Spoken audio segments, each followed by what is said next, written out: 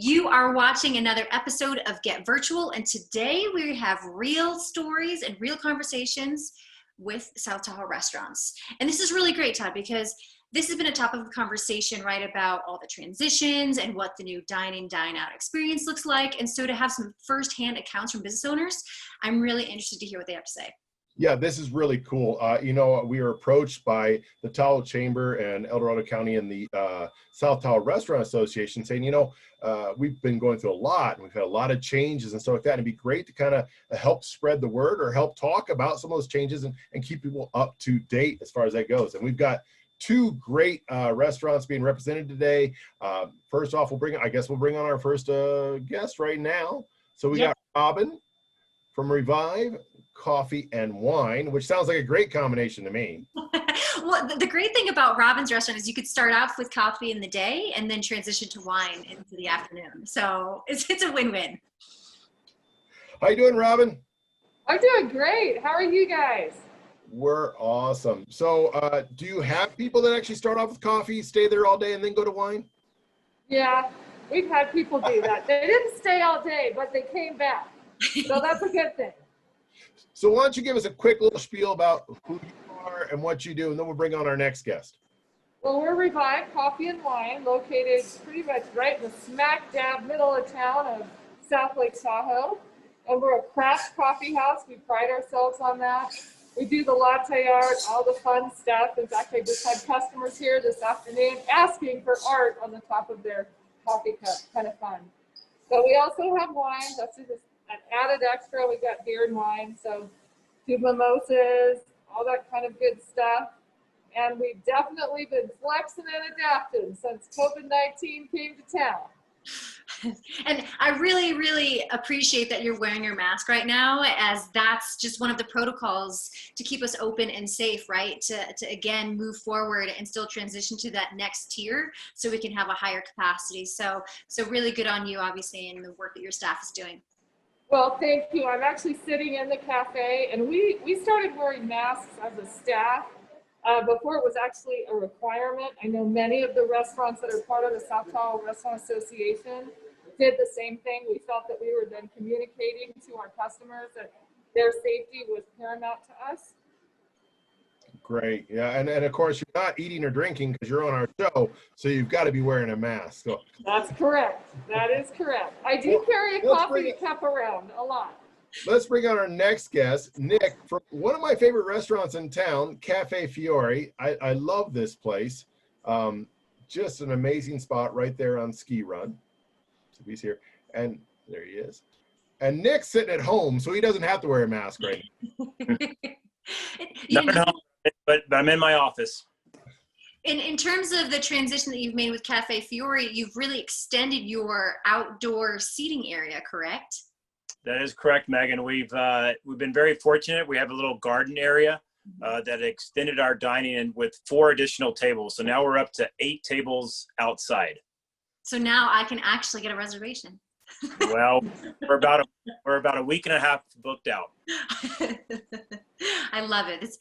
Thank you so much for joining us. And again, big shout out to the South Tahoe Restaurant Association to kind of give us some insight on what you've been going through during this very, very busy summer, but also making those transitions to stay top of mind, to stay current, to stay relevant, and all of those things. So maybe I'll feel it to you first, Nick, in terms of kind of what are those things that you want people to know and viewers to realize and understand kind of what you've been working through this summer? Megan, it's been a very exciting but challenging summer. We're definitely doing all the protocol. We're wearing the mask, socially distancing our tables, and it's been encouraging, but it's also been challenging at times. We started out actually we were closed for 2 months to begin with, and then we were able to open with 50% occupancy rate inside. So I was able to utilize the inside for a bit, but that was only for about 3 weeks. And then after July 4th weekend, Governor Newsom closed down all the state of California for inside dining. So that's when we transitioned to the outside. And, with the challenges of living up here at the lake, the weather, occasional thunder showers, it was manageable, and it was an excellent summer overall for us. And we're still moving into a huge weekend coming up with Labor Day. Now, Nick, you obviously have a fine dining restaurant serving, dinners and stuff like that. Robin, you're coffee and wine, so you're probably a little bit more set up for the to-go aspect. How is this whole COVID open and closed type thing been affecting you guys at the Revived Coffee and Wine? Well, and besides coffee and wine, we do have breakfast and lunch. And so what we did, this is an old building that we're in, and we had the original front windows of the building actually open up. So we put a deck in, well, we had a deck, but we put a deck in front of the windows so that we could make that really functional and be able to have an order window and a pickup window. And so we were only closed 5 days. When COVID started, we opened back up. I opened back up by myself and was here for about the first 4 weeks, doing it all by myself because I wasn't about to lose the business. And I thought if I could flex and adapt with those front windows, I could make it work. And the front windows are still working. And now you guys have really been just cranking out day after day, month after month. And I know that employees are kind of a big topic of conversation too, right? To kind of ensure their safety, right? Make sure visitors and guests are following along with protocols, right? Because you figure they're exposed to so many people every day, right? That has to be a very important element to this functionality as well. Yes, it is, absolutely. And especially when you have young staff, when you think about how overwhelming all of this was in the beginning for us as adults, I've always tried to keep that in mind for my younger staff too. And so educating them, trying to make them feel as safe and secure as they possibly can in their work environment, I think was paramount for me, especially, like I said, with younger staff. Nick, do you have any input on that as well? I do. Fortunately, with the Restaurant Association group, we were able to share ideas. And for Cafe Fiore, and I think with a lot of the other Restaurant Association members, we were able to go down different ideas. And like for me personally, I set up sanitation stations in both my patio area and my garden area that both use, and I made it imperative that my staff, use the outside sink and use the sanitation materials. And so it was just I was very fortunate that we had the association to run different ideas by, and that was very beneficial in the beginning of the opening stages after we were closed for those couple months. That's a great point. One of the sponsors of the show, and we were talking about, is the South Tower Restaurant Association. Can either one of you, or perhaps both of you, give us a bit of insight of who is the South Tower Restaurant Association, and and some of the things they might have done? I'll start. It's a loose knit group where we're kind of kept organized with the Chamber of Commerce, and it's anywhere from 8 to 12 members, and we started meeting on a monthly basis about 2 years ago. And when all this started, we switched to just meeting once a week. Wow. And it was, it's just an informal group, and we're able to bounce ideas off each other. And for me, the fellowship is beginning to get comfortable with other restaurant owners, and to be, ask them just candid questions, and not be embarrassed, and just to be open with each other. We're all in this together. We're not in competition with each other. We're just trying to, put out a decent product, and there's hurdles, and it's nice to be able to share that and hear what other people are dealing with during these times. I can't help but ask this question, but it almost feels silly asking it, but what has been kind of the biggest challenge that you face as an individual business owner, but then potentially, voicing the opinion of the South Tower Restaurant Association as a whole as well? And we'll start with you, Robin. Well, I think that's a twofold question. I think the first was fear. I think we all felt that.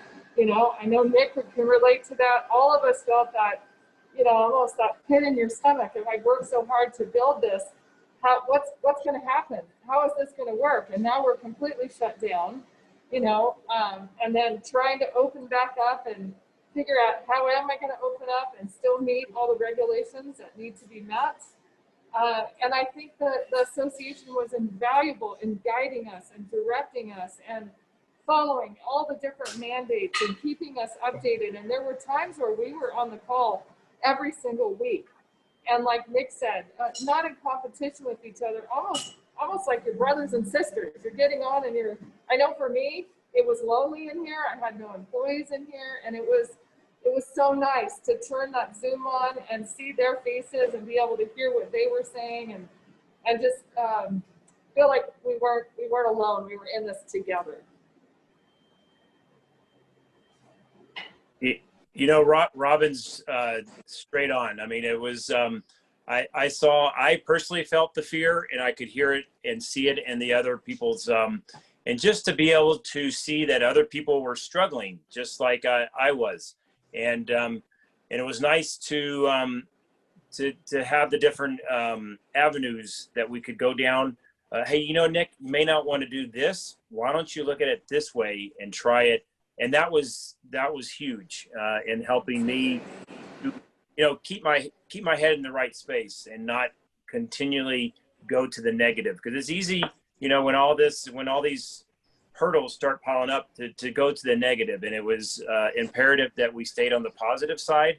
And, you know, the Chamber of Commerce, the Restaurant Association group, and meeting on a weekly basis was just, I can't tell you how important that was to us. Yeah, I can only imagine. I mean, I know also as a business owner, it's hard sometimes to keep on that positive path of, you know, hey, this is going to be okay, we can get through. Now, I think one thing we really need to point out, you know, we just this week got permission now to have indoor dining, right? I think 25%. Am I right there, guys? That is correct. 25%. Okay. So that means you can add 2 tables. Is that right? You can have 2 tables inside, Nick?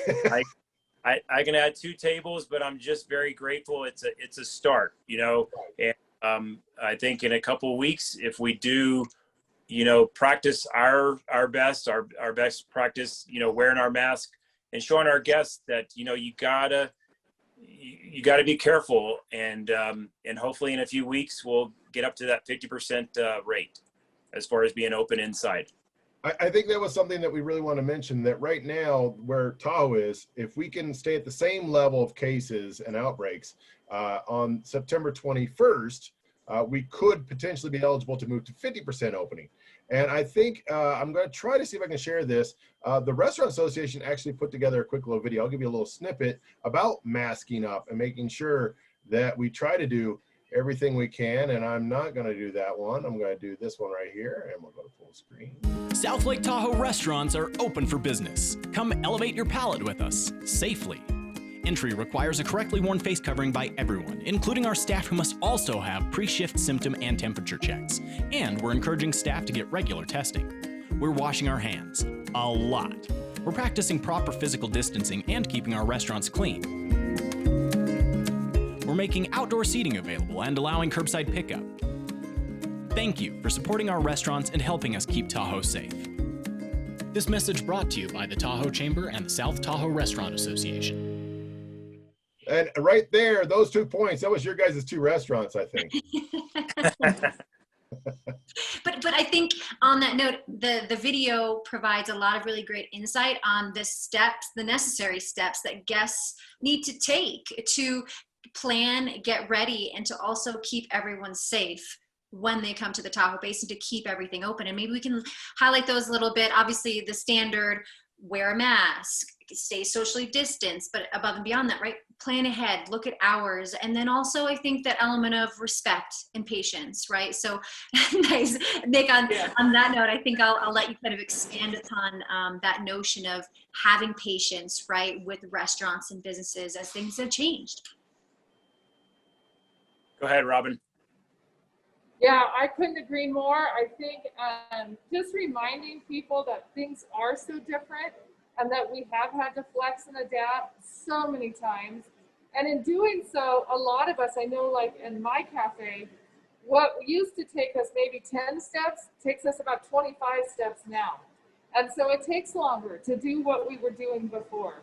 And so we do ask people to be patient and just, remember that, again, just as we said, as restaurant owners, we're in this together, as a community, we're in this together. Yes, I agree completely. It's been a long summer for us, and patience is definitely needed, particularly dealing with the public. But recently, the last month, people have been masking up. They are showing a little more patience with us, and it's been helpful. It's been a challenging summer, yet exciting. And if we can just stay patient, and just continue wearing our masks and just be, as far as business owners and my employees, be examples.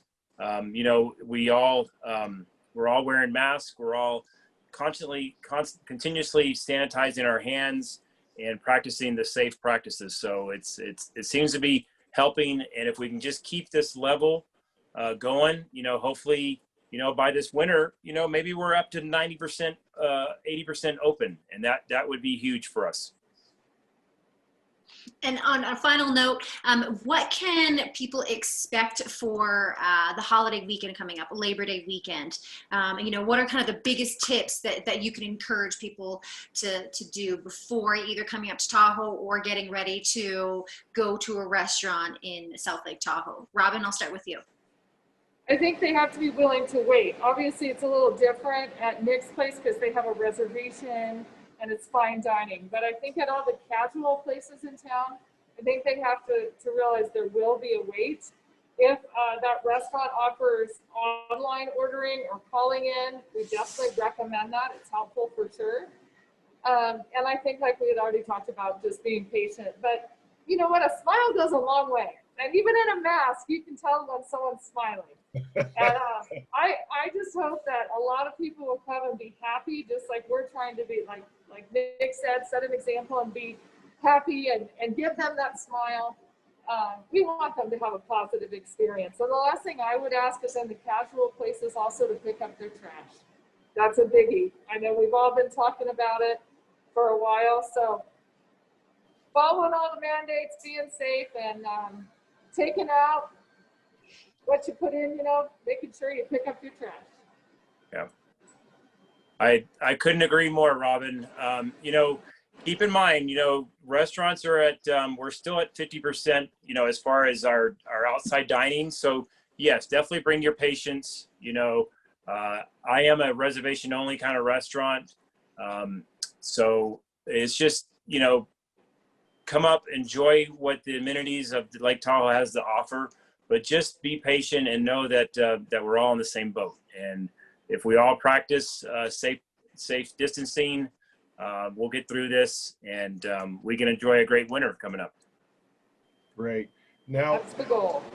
Since you two got volunteered to represent the South Tahoe Restaurant Association, you guys get to give a shout out to your own personal restaurants right now before we say goodbye to you. So Nick, website, contact, and something great about Cafe Fiore. Sure. Cafe Fiore, you can look us up online at cafefiore.com.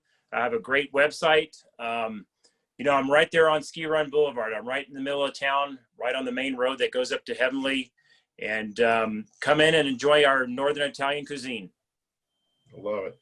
Robin, same to you. Website, contact information, and why Revive has the best coffee and wine.